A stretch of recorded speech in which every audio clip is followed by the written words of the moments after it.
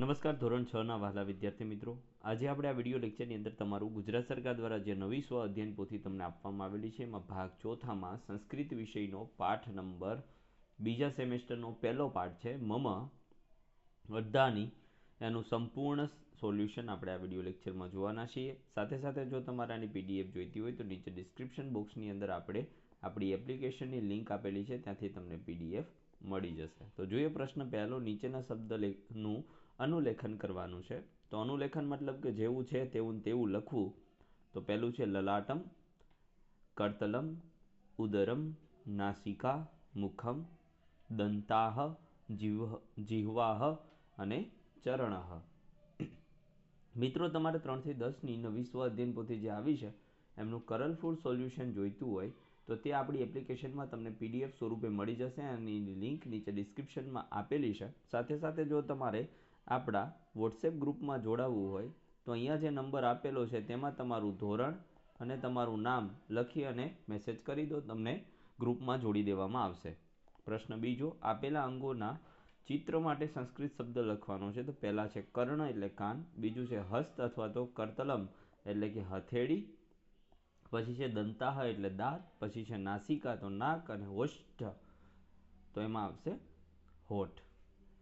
જો મિત્રો તમારે 6 થી 8ની પોટેટો બેન્ચમાં જોડાવવું હોય મિત્રો, જેમાં ગણિત, વિજ્ઞાન, અંગ્રેજી અને સામાજિક વિજ્ઞાનનું સંપૂર્ણ સોલ્યુશન તમને આપવામાં આવશે તથા સમજૂતી આપવામાં આવશે, માત્ર 499 રૂપિયામાં તમે આ બેન્ચમાં જોડાઈ શકો છો અને આખું વર્ષ ટ્યુશન મેળવી શકો છો। પ્રશ્ન ત્રીજો, ચિત્રના આધારે જોડકા જોડવાના છે। કેસા તો શું થશે? વાળ થશે।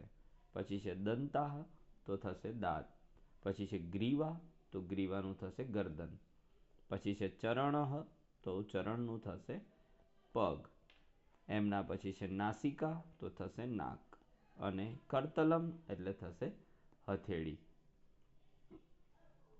તમારે 3 થી 12ની કોઈ પણ વિષયની પીડીએફ કે પીપીટી જોઈતી હોય તો આપણી એપ્લિકેશનમાં મળી રહેશે, જેના માટે તમારે નીચે ડિસ્ક્રિપ્શન બોક્સમાં આપેલી એપ્લિકેશન ડાઉનલોડ કરવાની રહેશે। પ્રશ્ન ચોથો, નીચેના શબ્દ જૂથમાંથી અંગોના નામ ફરતે રાઉન્ડ કરવાનું છે। તો પહેલું છે કરતલમ, બીજું છે ગ્રીવા, પછી છે ઓષ્ઠ્ય, પછી છે ઉદરમ અને પછી છે પાદઃ।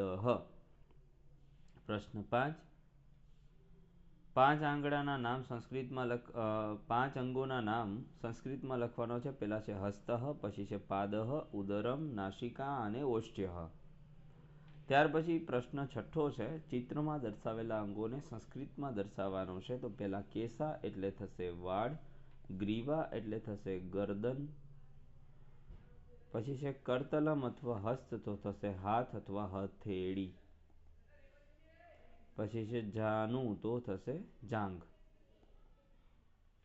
ચરણ તો થશે પગ, પાદ તો થશે પગ, ઉરુહ તો એમનું પણ જાંઘ થશે, આ ઘૂંટણ થશે, સોરી, ઉદરમ તો પેટ થશે, અને વક્ષઃ તો છાતી અથવા ચેસ્ટ થશે, અને મુખમ તો મોં થશે। તો મિત્રો, હતું આવું સરસ મજાનું નાનકડું એવું સ્વ અધ્યયન પોથીનું સોલ્યુશન। ફરી મળીશું નેક્સ્ટ વિડીયો લેક્ચરમાં, ત્યાં સુધી આવજો। જય હિન્દ, જય ભારત।